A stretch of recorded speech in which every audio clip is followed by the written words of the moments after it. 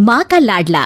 अरे बबलू बेटा, बड़ी ही मुश्किल से पाल पोस कर तुझे बड़ा किया है। तू जानता है, एक बार घर में दूध सिर्फ 1 गिलास ही बचा था। फिर माँ, फिर क्या हुआ? बेटा, चाय पीने का मन था, लेकिन मैंने ना पूरा ग्लास का दूध तुझे पिला दिया। बेटा, खुद 2 साड़ी में पूरा जीवन काट दिया, लेकिन तुझे ब्रांडेड कपड़े ही पहनाए। हाँ माँ, लेकिन तेरे पास तो कई साड़ियाँ हैं। अभी 2 दिन पहले ही तो तू सव्यसाची की साड़ी लेकर आई है ना। अरे डुप्लीकेट है बेटा, डुप्लीकेट, केवल 80,000 की। मैं दुखारी औरत कहाँ ओरिजिनल सव्यसाची पहन सकती हूँ। बबलू इमोशनल होकर, हाँ माँ, मैं जानता हूँ, तूने मेरे लिए बड़े समझौते किए हैं।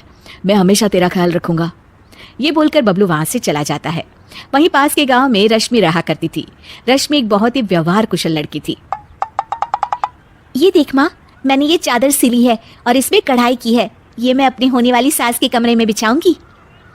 हाँ बेटा, जरूर। माँ, मेरी शादी जिस भी घर में होगी ना, मैं उस घर को स्वर्ग बना दूंगी।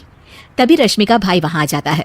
हाँ, और वहां रहने वालों को स्वर्गवासी। अरे चुप रह, सारा दिन काम काम काम। तुझे फिक्र भी है, तेरी बहन बड़ी हो गई है, उसके लिए कोई लड़का भी देख। अरे वही तो बताने आया हूँ माँ। भाई बबलू की बात माँ से करता है और फिर रश्मि की शादी बबलू से हो जाती है। रश्मि शादी के बाद, माँ जी, मैं आपके पैर में तेल लगा देती हूँ, सारा दिन आप थक जाती होंगी ना। ये बोलकर वो सास के पैर में तेल लगाती है। रश्मि सास का कमरा सजाती, उनके कपड़े ठीक करती और हमेशा हर जगह उनके साथ जाती। लेकिन सास तो सास है। एक दिन रश्मि की माँ उसके ससुराल आती है। अरे रश्मि बेटा, कैसी है तू? बहुत दिन हो गए तुझे देखा नहीं, तो मिलने आ गई। अरे माँ, आप बताया नहीं कि आप आने वाली हो, मैं आपके लिए कुछ अच्छा बनाती। तभी वहाँ रश्मि की सास आ जाती है। अरे बेटी के घर का तो पानी भी नहीं पिया जाता रश्मि बहू। वो तो बहुत पुरानी बात है माँ जी। माँ तो इतनी दूर से आई हैं, कुछ खाएंगी नहीं तो कैसे होगा। अरे नहीं नहीं रश्मि, कोई बात नहीं, बस तुझसे मिलने और तुझे देखने का मन था, सो चली आई। अच्छा, अब चलती हूँ। रश्मि को सास की बात का काफी बुरा लगता है, लेकिन वो कुछ नहीं कहती। अगले दिन, अरे बबलू, तेरी सास आई थी कल, बेटी के घर आई और वो भी खाली हाथ। मैंने तो खड़े पैर ही वापस करवा दिया। ठीक किया माँ, आप जो कहेंगी करेंगी, वो कभी गलत हो ही नहीं सकता। रात में रश्मि बबलू के कमरे में आने का इंतजार करती है। आज तो मैं इनसे पूछ कर ही रहूंगी, ये क्या तरीका होता है। मेरी माँ इतनी दूर से आई और बिना कुछ खाए पिए चली गई। बबलू की माँ बबलू को कमरे के बाहर ही रोक लेती है। अरे बबलू बेटा, जरा पैर तो दबा दे। माँ, मैं थक गया हूँ, रात काफी है, कल दोपहर में रश्मि दबा देगी।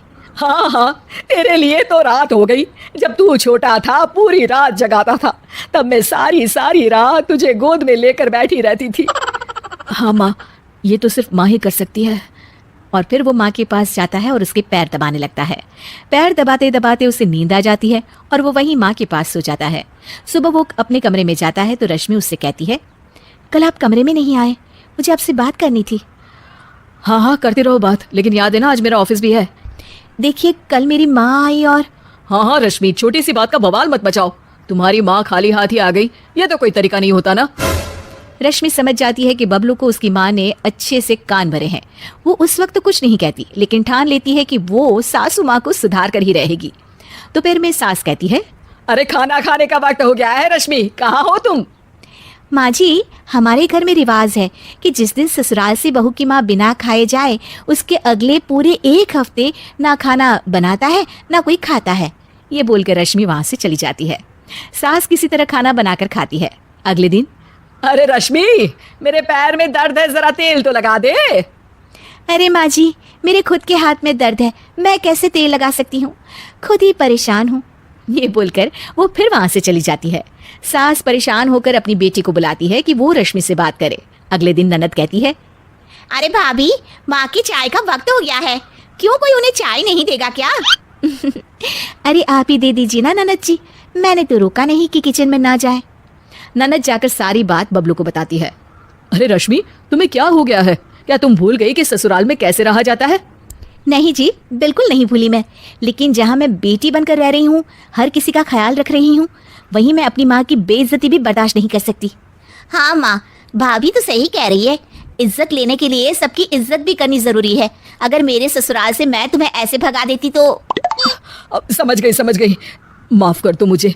रश्मि ने बहुत अच्छे से घर को चलाया, अपना समझ कर रही, और इतना ही नहीं, बबलू से ज्यादा ख्याल भी रखा। लेकिन मेरा भी फर्ज था कि मैं उसकी भावनाओं को समझती। मुझे माफ कर दे बहू।